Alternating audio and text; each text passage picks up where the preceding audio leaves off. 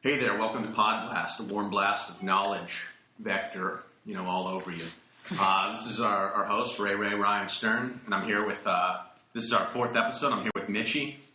Hey. And Alabama Johnny. Hi, or you can just call me John. And me, Alabama Johnny, and Mitchie are eating lunch, and so pardon if there's chewing. We'll certainly try to swallow before going forward. But as everyone knows, it's not always easy to swallow. I'd like to get right into last night's VP debate. I know Mitchell didn't watch it, but I wanted... Wait. Sorry to cut you off. Oh. I think more importantly, let's talk about where we're eating from. Oh, we're eating from our work. No. Not where we're at right now, but like where we got our food. Where did we get it from? That way people have a context. Okay, go ahead. Well, we work in Burlingame, the luxurious city of Burlingame in the Bay Area, and we're enjoying some Witch today. Yeah. So there, now you have context. Anyway, Isn't that the dumbest name in the history of the universe for a sandwich place? Yeah, actually, Midwesterners or European people or people anywhere else in the world other than California, as far as I know, doesn't know what the hell Witch is. So maybe you can explain, Ryan? It's certainly an interesting topic. I'm sure it needs more, a more in-depth, look at the fucking delineation of where the name Witch came from and its etymology. In the meantime... It's freaking Quiznos. It's basically a fancy Quiznos in Burlingame. If you get your card stamped enough times, you get a free sandwich. He's saying Witch is a stupid name. I agree it's a stupid name. I wouldn't name my store Witch. If I had a whorehouse, I wouldn't name it Sugar and Spice. I'd name it Whores. I'd name my whorehouse Whores, just Whores, really? Like bold letters. What would you name yours? Do you think you get more business that way? Because... When you go into... Again, this is not first-hand experience, but when you go into a whorehouse, you want to know what you're getting. When I was in high school, me and a few of my buddies were bored on a Friday night, and we drove to a whorehouse, not to buy them, just to talk to them. And they were watching a Robin Williams movie. And I was like, are you guys watching Hook? And they're like, no, we're watching Wet Dreams May Come, or What Dreams May Come. Oh, yeah, that's a good movie. There were a bunch of whores sitting around in bikinis in Dallas watching Robin Williams movies. And I realized, what brought them to this point? What Dreams May Come is like a deep religious movie, as far as I remember. It had, really crazy undertones of, trippy stuff. And if I watched it again, the CG's so bad that it would probably look like garbage. But I remember sitting in the theater. My brother worked at a movie theater, and I would watch that over and over and over because I had to hang out with my brother because he was my babysitter. So through his work hours, I had to sit there and watch movies all day, which isn't all that bad, but... But that movie sucks. Yeah. All right. Wait, so how is that? Hold on, we got to guess. God damn it. Dude, there's a sign on the door. What I wanted to ask Johnny about was last night's VP debate, because he watched it, and, he's from the South, and he told me he had one opinion, and then he went and looked on Facebook, and it seemed like there was a very different consensus among his friends, and I wanted to ask him his impression of the debate. So, Alabama Johnny?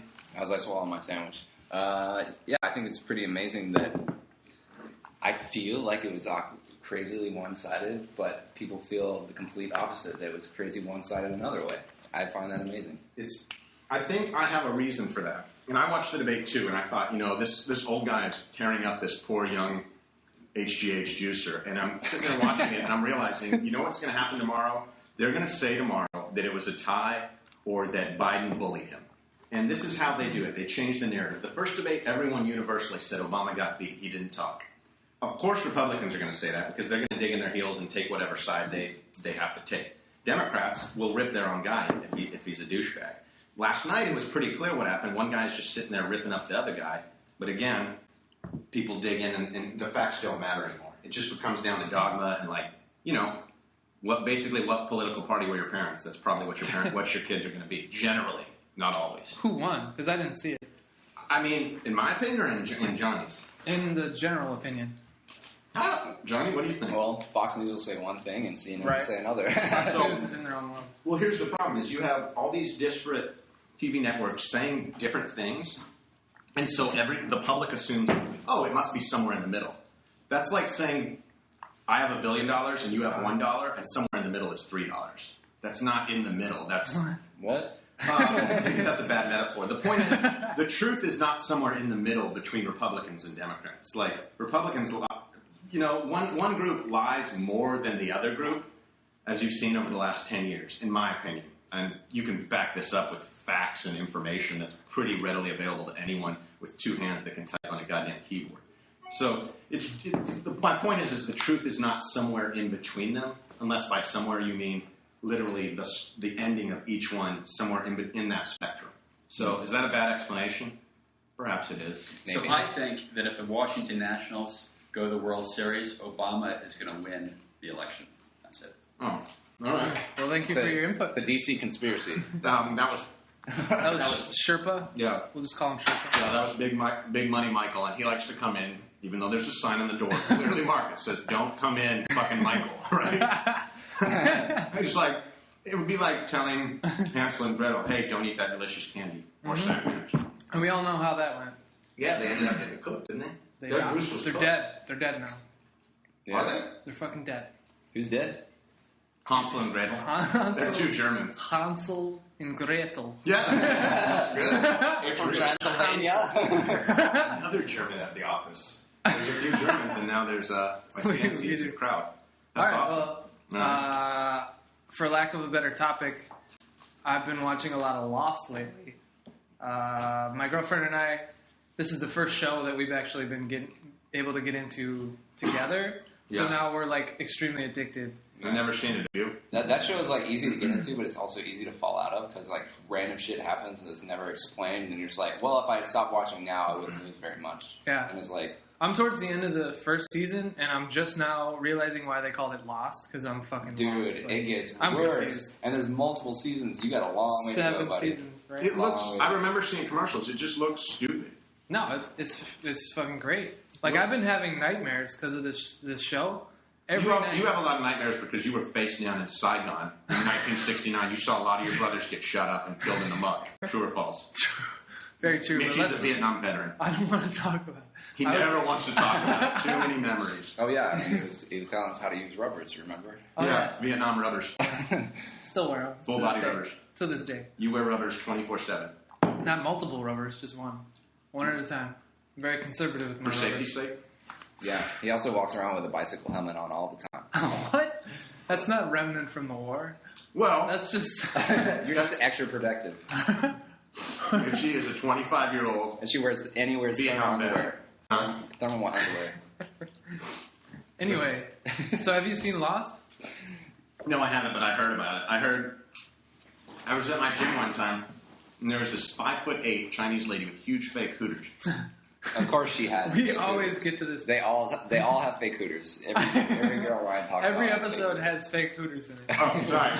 Anyhow, she was talking about Lost to her friend. Go on. I was just hoping that they'd end up wrestling and making out, but that never happens, dude. That only happens in the movies. You know what I mean? What is that? I don't know. There's something in my sandwich. Why is there weed in your sandwich? It looks like I don't know. In your mouth. It looks like a dried booger. Johnny just found inside of his Witch a dried booger. A gigantic green booger from the Witch in Burlingame. Not to disparage or slander them. I just have the impulse to like taste it, see what it is. Do it.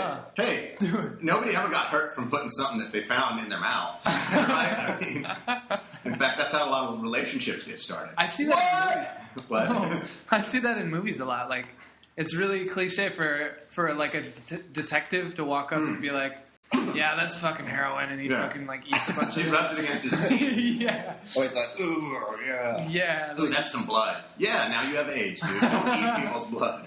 Right? Well, you never know. Don't eat people's blood. Like, wait, I got a good question. This just came to me. Okay. So tell me, both of you guys, tell me about jobs you've had before this gainful opportunity that you have now. Well, how back do we go? The shittiest job you've ever had. Oh, the shittiest job. I got a good one. I have a good one as well. Go, Johnny. I will go. Yes. Well, tell us where it happened first. What city? Oh, it's the Rainbow City, Alabama. Okay, go ahead. I had to drive like 30, 45 minutes to this crap task. Rainbow City, really? Yeah. It was That's the gayest city in Alabama. That's so gay. What the hell? Yeah. Well, anyway, it was a miniature golf putt place, right? Oh, and my town was not very touristy, right? So like a mini golf course, no one showed up ever. But the dude that runs the place, he would always come up with come up with work for me to do. Like, clean the bathroom again, even though no one has used it since last time I cleaned it. Or clean out a shed that was infested with rats. Or He hated you. I know. Is it minimum wage? Yeah. Oh, Yeah, totally. Sucks. And So- he had a license plate that says, I love putt-putt on it. Did he really? Yeah. Dude, did he live with his mother? No. Did he pay rent? Did he live at the putt-putt place? I'm Yeah. not sure. His Like name- in the fucking window? His last name is Hooker, so... Figured that right. Yeah. I don't know. I don't know Wow. the connection there. I- But yeah, that's my Bobby story. Hooker from Rainbow, Alabama. Rainbow Rainbow City, City. Alabama. Dude, you know what that makes me realize is that the shittiest jobs also pay the worst money.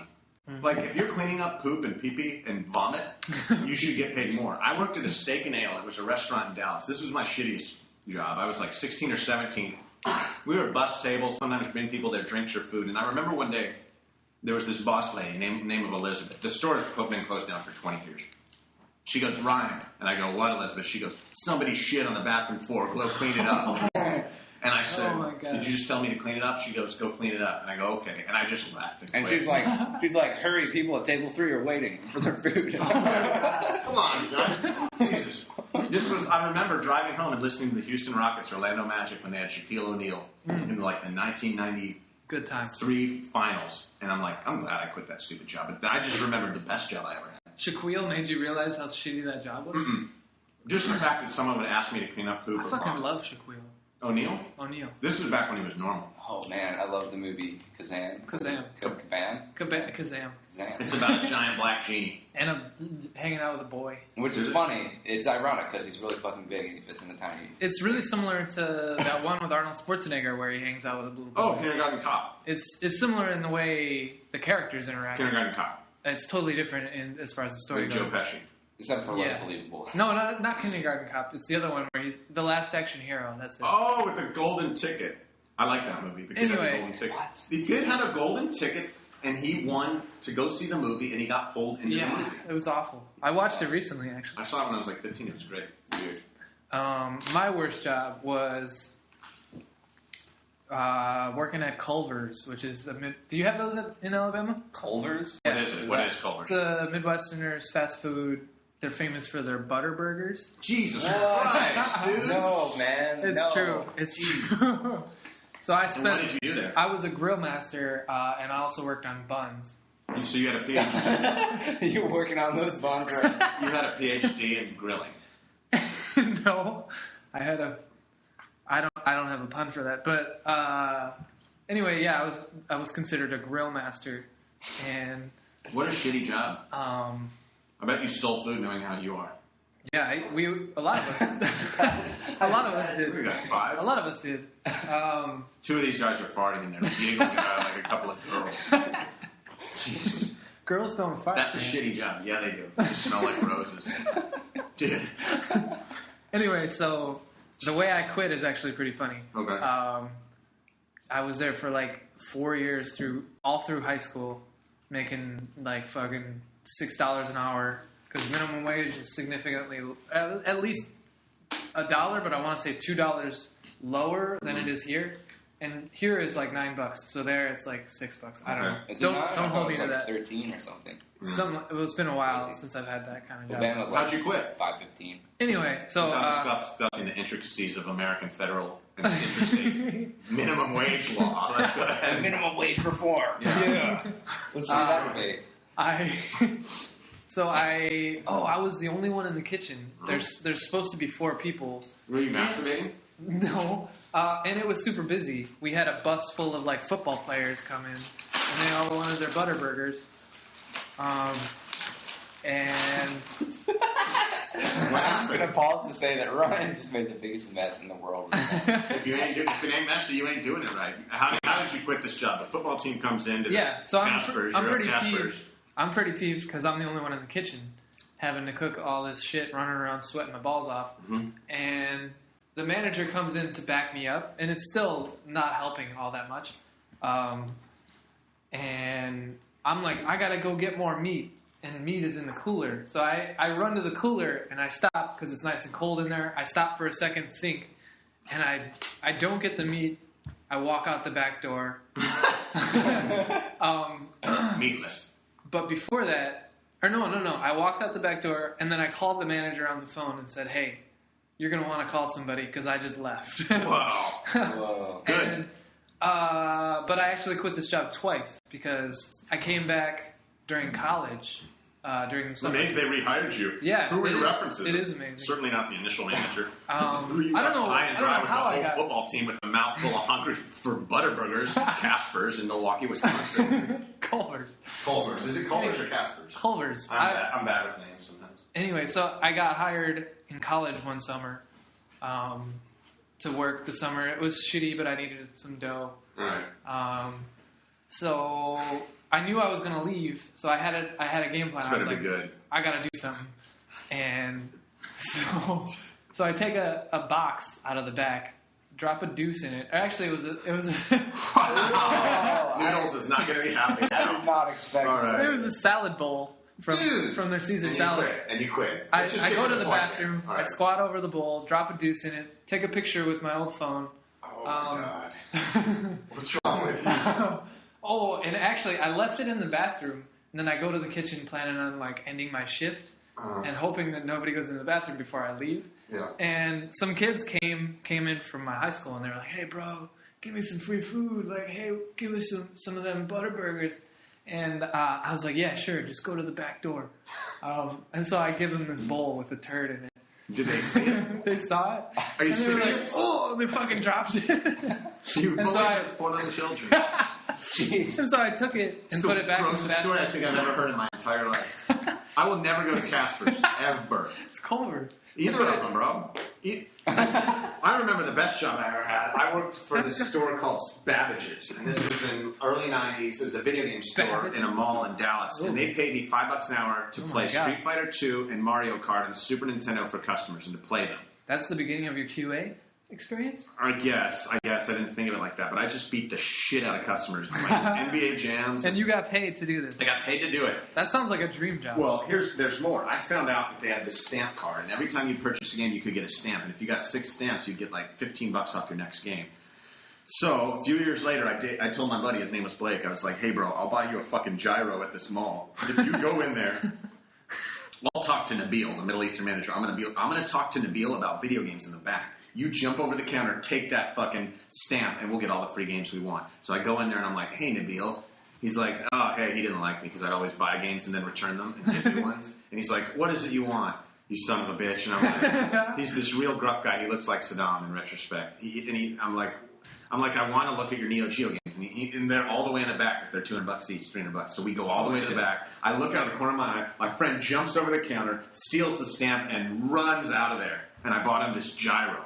He felt like the king of England, dude. What? Wait. What's the stamp for? The stamp, there's a stamp card at Babbage's, and every time you get a stamp... And this is a chain. There's a chain at the time. It's Okay. It's since been put out of business by GameStop like 10 years ago. But it Okay. did used to exist, maybe. They kill a lot of those stores. They Anyway, kill them all. But, Go ahead. you know, and so we got that stamp card, and we started stamping and giving ourselves free shit until they caught on, and then they stole all the stamp cards, and I hired a friend in college to go try to use all the stamp cards at once, and then he lost them all like an idiot. His name was Krabs El Happy. He had crabs. He had an STD of crabs. He had sex with the wrong girl, so he got the nickname of Krabs, which he still has to this Are day. crabs visible? Like if you're They're pubic lice, right? if you're about to bang a chick and Yeah. you look at her cooter, Yeah. You can see some. You might if you you have. see things. If you have. They start singing Under the Sea. The sea. It's like Joe's apartment, a bunch of roaches singing. There's two answers to that. Are you talking about which decade? The 90s or the 2000s? Why Because- did these crabs get bigger? Well, no. In the every 90s, decade? chicks didn't groom their beavers like they do now. It was a lot Really? hairier of a decade. Because I wasn't pounding snooch in the 90s. So I Well, wouldn't that know. makes one of us. You were like sub 10 years old. Yeah. Well, hey, and the swinging 90s were an incredible time, and chicks they didn't completely let it flow out, but they would halfway groom it. And whereas now chicks fold away, they make drawings in their beavers, they put initials, they put arrows and landing spots, and Yeah. different subjects and categories. My They didn't girl's used got to a do- heart. She does have a heart. A heart. Well, so anywhere that there's pubic. Joking. Oh, It's weird. you're asking you're asking if crabs are visible pubic lice. They are visible. They jump around. So you're able to see these. So, Yes. so why didn't that just throw up a red flag? To him? To him. And this is what I asked him, and he said, Stern? And I said, what? He goes, a hard dick has no mercy. What? Basically saying he doesn't care what... Wait. So in order to get rid of them, you just shave all your hair off. Or you just wash it with crab shampoo or pubic lice. You sound experienced. No, I just remember my friend in freshman year had it. Dude, it's not AIDS. It's just a mite that a girl gets from hanging around like with too many... Under bridge? Basically, it's not even necessarily, the crabs aren't after your vagina. They just want to live in your hair and enjoy all the oils and stuff. I don't know. I mean, just don't get with a girl with crabs. That's the life story. Those things bite, supposedly. They'll nip at you. Wait. They'll nip at your balls. I think we need to do a segment of some sort. About crabs. Maybe that could be a segment, like... For your health with Ryan Stern, Big Papa Stern. I'd be willing to talk about health matters, but I mean, the lesson here is that the less area down there that is groomed, like the more hair there is, the more likely there is that a mite or vermin can burrow its way into there and live. That's disgusting. Well, anyway, let's switch this back off of the health topic. Let's back off the vermin topic. Okay. Vagina vermin. Nice, dude. All right. Where do you want to transition to? I really don't know. Why don't we do the production of a little tech talk about our current predicament? There you go. I don't know how related we should bring it to the studio, but maybe we can keep it general by talking about maybe the pipeline or... Sure. Well, Johnny's a programmer. Why don't you explain to us what you're working on right now and what you're going to do with it after you finish making a game, right? I don't want to be too specific. Right. I don't know. It's just like, well, it's a hard thing to get all these people like geared towards the same goal, and I think even the bigger corporations struggle with that sometimes. No one's really quite figured it out. And yeah, that's it, really. What? I don't have really much to say other than I'm so out of this loop. Oh, you're in a different area. That I didn't understand any of that. So maybe we should clarify.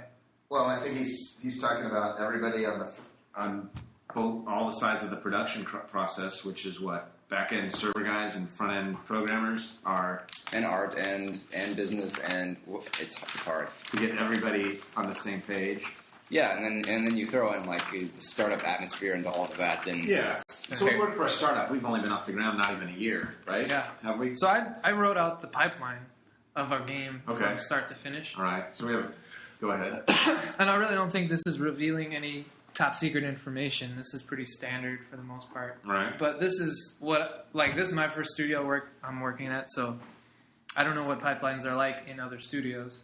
But the one here starts out in an art director's brain. It's like, because here art directors play the role of a game designer. I have a question about this. Go ahead. Do you think that that's a normal industry practice for video games to be led by art directors? No. It's not. That's not.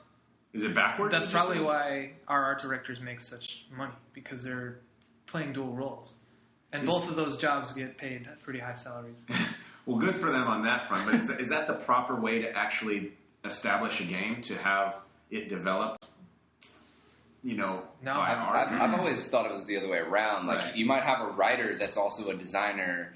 You might have a designer that's just like, I am a good designer. And then I would say if designing leans towards any kind of principle, I think design goes more towards the technical game mechanic type area, not necessarily what the game looks like, right? Yeah. So sure.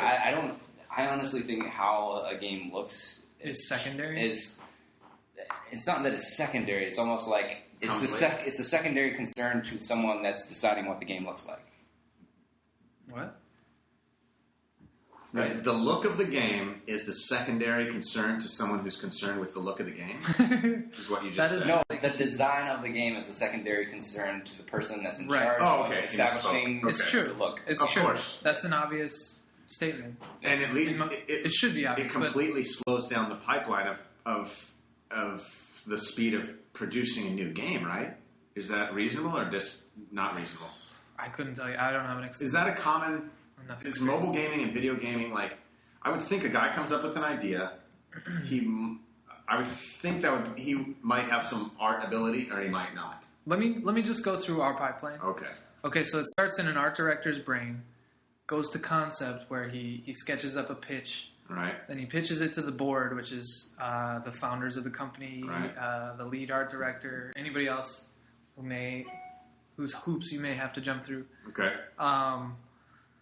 And then it goes to me, who makes the prototype. Approval of the prototype from the board, just to nail out the flow of the game. Right. And then we start making final assets. Mm-hmm. What are assets? That's a good question. An asset is an object or image that makes up the game. So okay, it's just another word for graphics. Yeah, almost. Basically. Okay. And then what? And then we make our games in Flash. So we do the handoff FLA, which is back to the development team. Yeah, which I make and I hand off to the development team, which is John and other dudes. Case. And then what? Other dudes, yeah. And then the developers make the game. Yep. And then we put the game out. And then from here on out, simply make the game.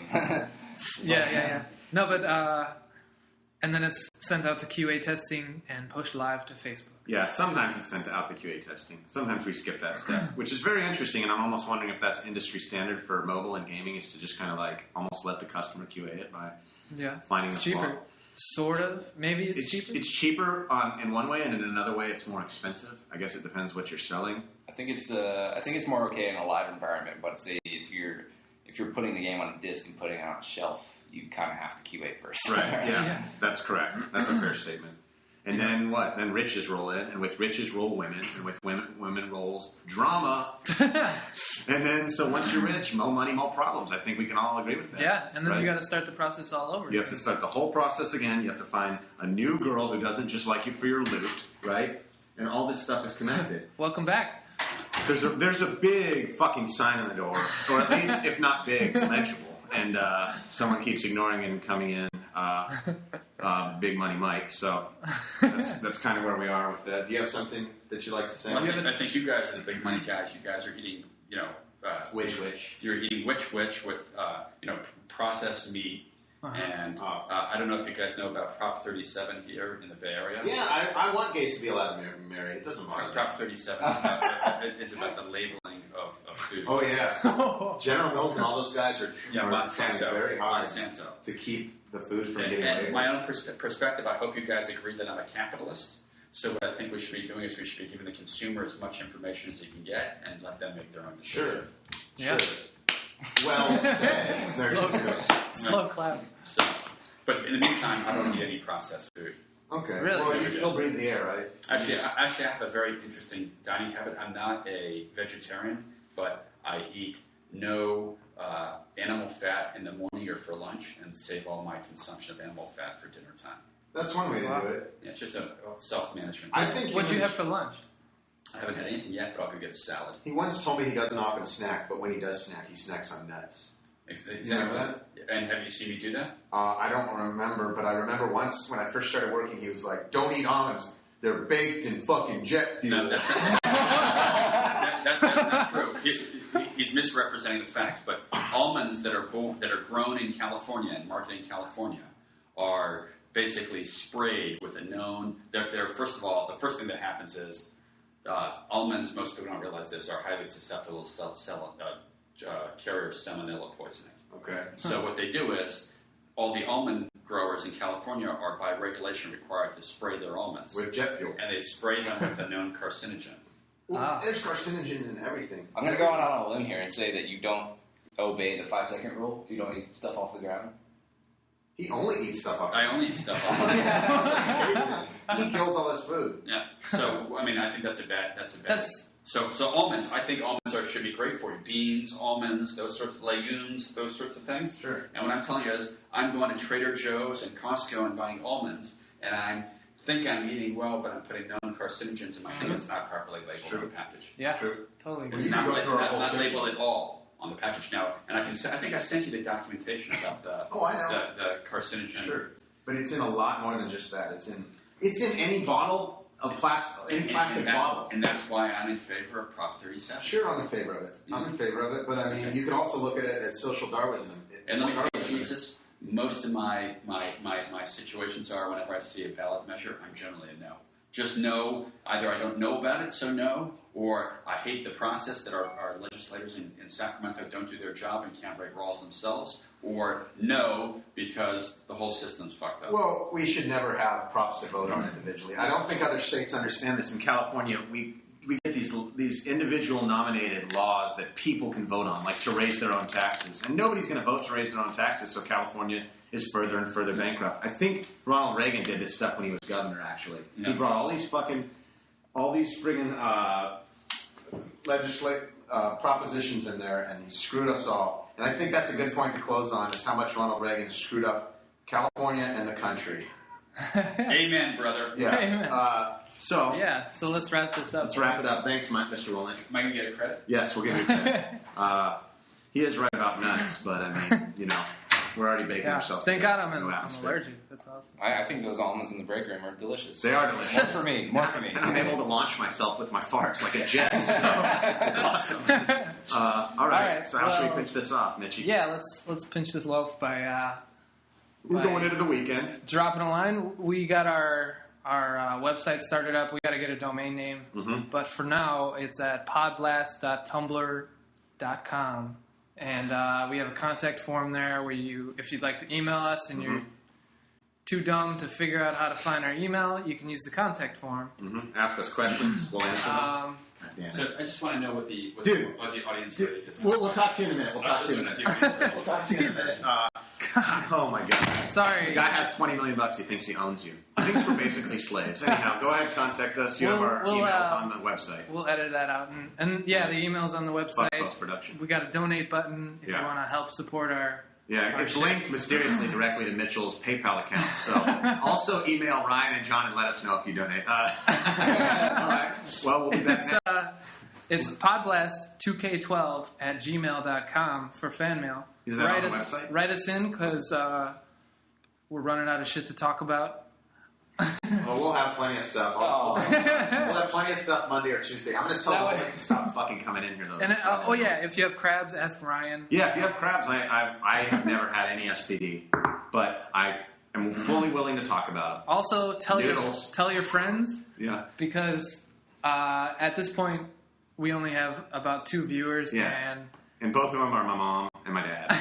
So we need some listeners. So listen up. Tell your friends. Spread the word. Spread it. Spread it all over the place. All over the place. Right? All right. All right. Have a good weekend. Have a good one. Bye-bye.